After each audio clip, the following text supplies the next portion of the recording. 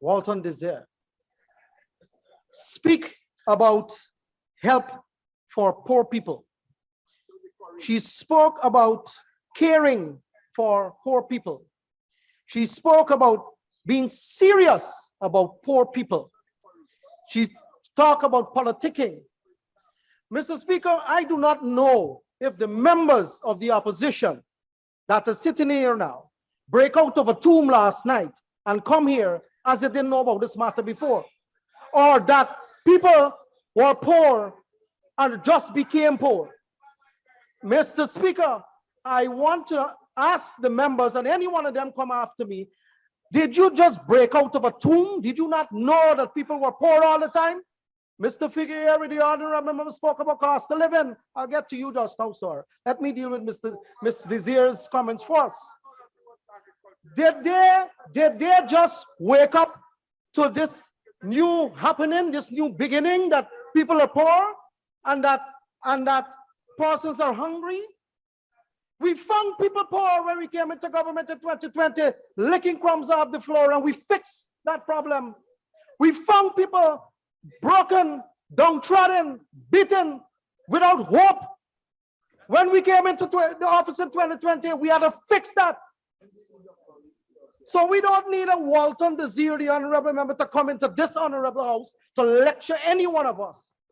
None of them, Mr. Speaker. Mr. Speaker, Ms. Walton Desir spoke about lubricating oil. Lubricating oil and cement and sheetrock. The honorable member, Ashley Singh, brought to the house. This particular thing was passed since 2020. The first budget that we put to this house, it was exempted. We are now bringing it here back. What do people do with lubricating oil? Anybody that have an engine uses it. Poor people, the fishermen, everybody. So I don't know what you're talking about. Every single person. You know something? Maybe the lubricating oil is short from the vehicles outside when they go and start to break up the engines.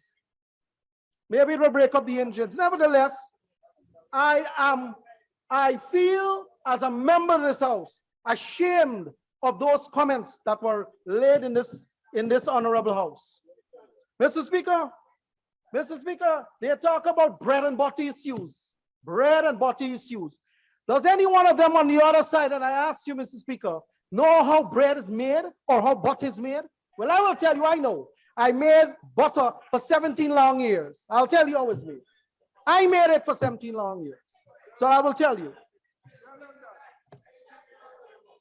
Mr. Speaker, this opposition in this house, this crop of opposition, believe that they know it all. They come here and they preach like they are saints. But I will say this, they quote the Bible. I heard Honorable Member Flubest talk about paying somebody before the sun is down. But you know what this sounds like to me, Mr. Speaker? You know what this sounds like to me, Mr. Speaker? It's like the Laban. There is a character in the Bible called Laban. In the flock of Moses, used to corrupt the flock. That is what I heard here. That is what I heard here, the Laban of the Bible. Mr. Speaker, I will get into the bread and butter issues that every single one that spoke before me went into, which is cost of living issues. I will get into that. So butter is made by palm oil. Mr. Speaker, it is made with palm oil or palm stearin or soybean oil. It comes from various places across the globe, mostly Malaysia, some in Singapore and other small countries. Mr. Speaker, this is the World Bank information I have in my hand, and I will lay it over to you, and maybe you can give every single member of the House this piece of information. And I will say this to you, Mr. Speaker, I'm at your mercy here. When the honorable member was speaking, I stood quiet in my chair and I heard all of the garbage came out of his mouth. Let me respond. I am at your mercy. I'm talking about the honorable member Figueroa, who spoke earlier. Good. Mr. Speaker, I will say this. This is the World Bank information. Palm oil Palm oil price in 2020, average price was 752 US. As of June 2022 is 1,501 US per metric ton. That is, Mr. Speaker, that is a 100% increase in palm oil. Palm oil is used to make shortening. Shortening is then used to make bread. So when you have that kind of increase, and that is FOB Malaysia, when it comes here, you have to tack on freight. Mr. Speaker, this is the information on freight. This is the information on freight, Mr. Speaker, from Drury Roll Container Index. Freight in 2018 for a container coming out of Malaysia was 3,100 US. Right now, it is 20,000 US. It grew 7 times.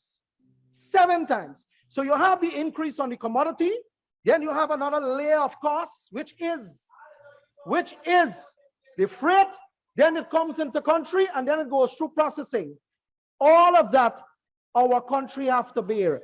Do we plant palm and process palm in Guyana? The answer is no.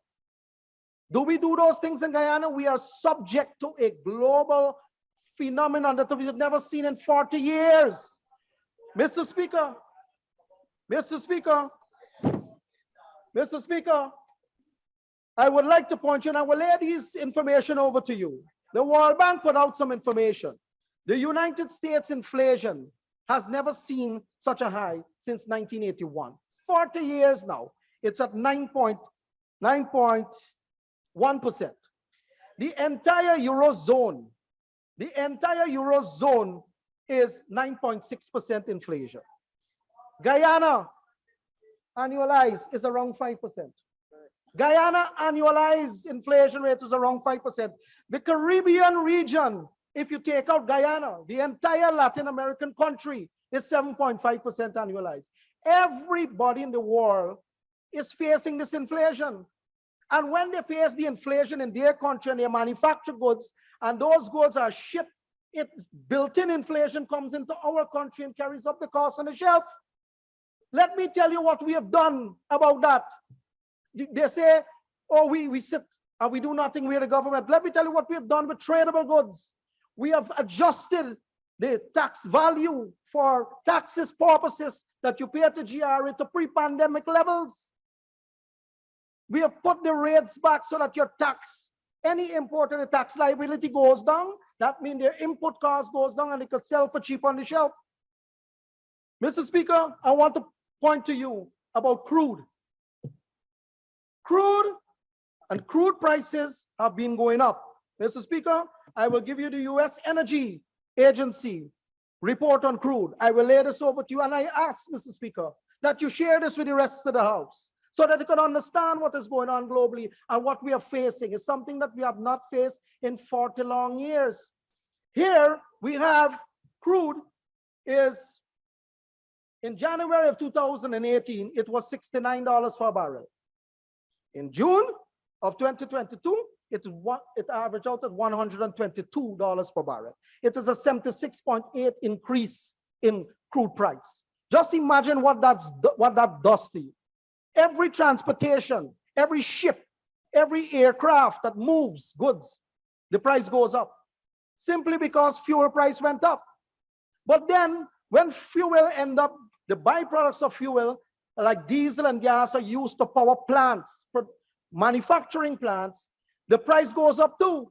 For example, the same oils I was talking about, the oils that used to make bread and butter that they talk about, the same very oils have to go through severe heat exchanges.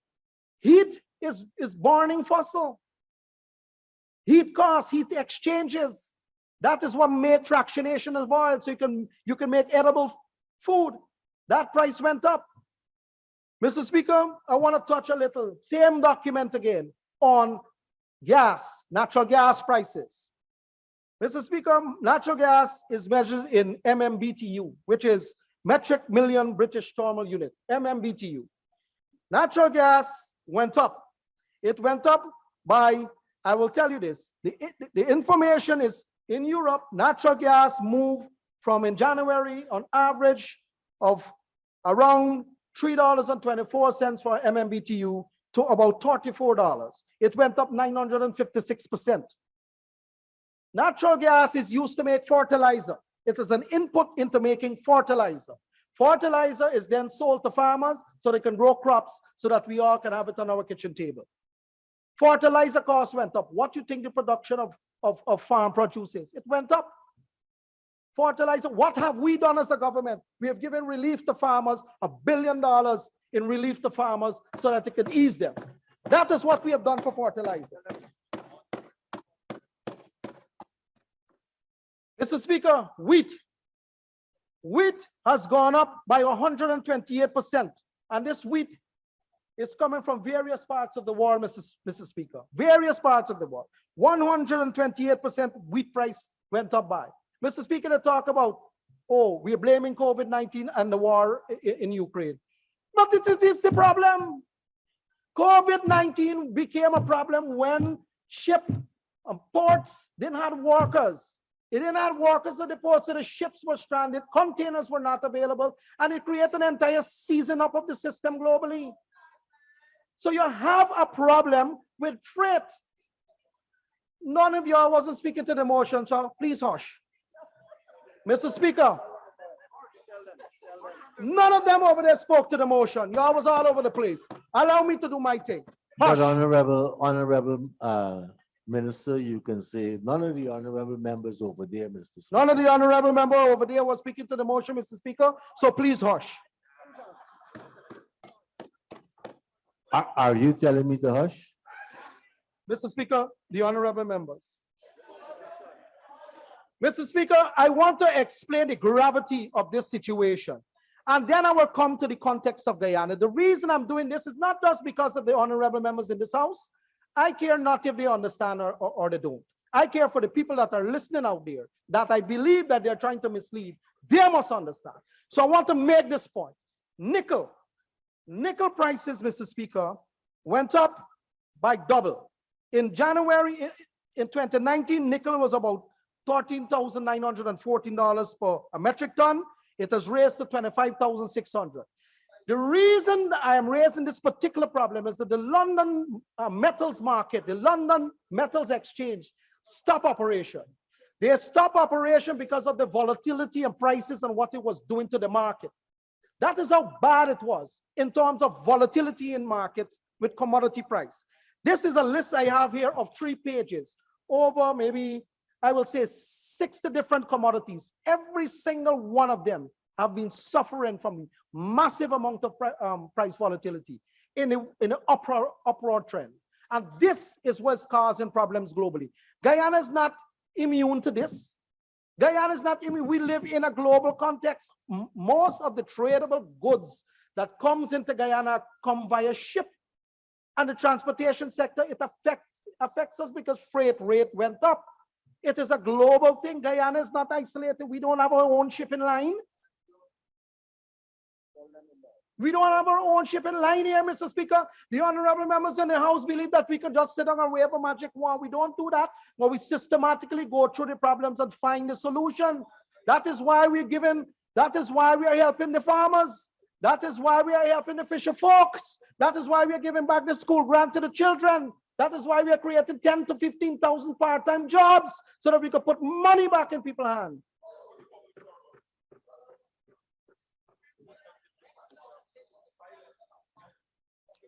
Honorable Chief Whip, what did your government do for public servants? What did your government do for public servants? Honorable Minister, if you want to talk directly to them, I will terminate you now and you can go on. Sorry, Mr. Speaker. Mr. Speaker, I want to point to 2 more specifics. One is the World Bank commodity price for low and middle income countries. In other foods, it has raised by 44%, and for other raw materials, it has gone up by 29%. What that means, Mr. Speaker, is that every manufacturer, every person that gets into manufacturing of food has seen an increase. How does that increase translate in the marketplace? Tradable goods. It passes on to the consumer. It is not a Guyana problem. If you look at every single country in the European bloc, you will see that the inflation starts from somewhere around 7%, heading somewhere around 22%. Every single country, whether it's Estonia, whether it's every single one of them suffering from inflation. And it is something that we in Guyana has managed to keep a lid on. We are 5% annualized, 5%. Mr. Speaker, the honorable member earlier spoke about, you can't handle it, honorable member Maipal, so you're walking out. I know that. And I'm glad. Mr. Speaker, I want to speak about fuel and what we have done. So I've just said that fuel has gone up tremendously. Our government has removed the excise tax to zero. Zero. Just imagine when the APNU was in government, they carried up tax. Tax from 2014 to 2020, when they demitted office, went up by 67%. Imagine if they were in power, have that tax burden on the poor people that they now suddenly care for. With this cost of living increase globally, what would have happened to people? We would be literally licking crumbs off the floor. Literally licking crumbs off the floor with the policies and the philosophy of the APNUAFC. They know how to tax and spend, nothing else. They don't have intervention, Mr. Speaker, intervention that will help people. The Honorable Minister Zulfikar, Minister of Agriculture, that spoke earlier today, spoke about a number of areas that we are addressing with farmers to deal with food and meat production and food production. And we have been leading in that stead. There is nobody in this regional bloc that can claim that they're leading in food and food production like Guyana is. No one can claim that. And there is no government that can say that Guyana is not responding to the effects of cost of living and price increases. Because every area that we can do something, we did something. Every area. Zero tax on fuel, because we know it's so bad out there and the markets continue to be in a flux. So we have reduced the excise tax, which is the government take, to zero. So we don't tax fuel, Mr. Speaker. The only country, as my colleague Vikram said, the only country that have zero taxation, excise tax on fuel. So we do. Now, the Honorable Member Annette Ferguson spoke boldly about how our government reduced value-added tax from 16% to 14%, and they brought the good life to people. What the Honorable Member failed to say, Mr. Speaker, is when they dropped the tax by 2% they broadened the base, the net on the goods that actually were taxed. So what they did is remove everything from the zero-rated category and put them into the standard-rated category that attracted VAT and carry up prices in supermarkets. That is what they did. But I do not believe that the Honorable Member will understand that. It is what you call in taxation, Mr. Speaker, tax ploy. It is a ploy. Is that you give it one hand and you take with 15 more hands. That is what they've done. But financial analysts and taxation experts understood what they did. The catchment area for collection of tax in VAT has been increased massively, and it showed up in the numbers. Every budget that they brought here in the couple of years they were in government showed that, Mr. Speaker, that the revenues were going up, and VAT was going up all the time. It is because you were taxing people. So don't come to this honorable house and say that you reduce tax nominally, but yet your average tax collection went up by 6 to 7%. How do you explain that? And the answer, Mr. Speaker, is that they tax everything under the sun. That is what happened. Mr. Speaker,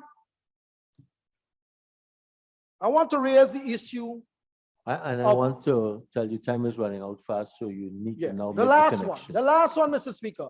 I want to raise the issue of wheat. I'm still on the bread and butter issue. I'm not on to anything else. Wheat has gone up, Mr. Speaker, from 2018. Has gone up by 171%. It is now at a high. The reason being that you had a war in a country that exported 30%, around 30% of the total global consumption of wheat, the Ukraine. So when you have that kind of shock in supply, in an environment that you have markets, it will carry a price. That is why it's affecting us here. What we have done, the Honorable Minister of Agriculture again, trying to find ways how we can grow our own. Look at, we have not sit idly, Mr. Speaker. Mr. Speaker, I made the case here today that what is happening in Guyana is happening in every other country on earth. There is nobody, there's no insulation from this problem. It is a global problem and we have to address it as with a global solution. But we are not in isolation. We are not we call an island of excellence and a sea of mediocrity. We are part and parcel of this. We are dog in the fight too. So we have to do what we've been doing. Make sure that we put the stimulus in the areas that they are needed, with the common people, with the fishermen, with the farmers, with everybody on the ground that don't have a job. We're trying to give them one. Mr. Speaker, this motion that was brought by the honorable member from the opposition, although the motion seeks to set a time frame, the dictionary have the definition of a reasonableness test. It have the definition of a reasonableness test. And our government is a reasonable government. We are a reasonable government. We look out for the people, unlike what we've seen in the past. Thank you very much, Mr. Speaker.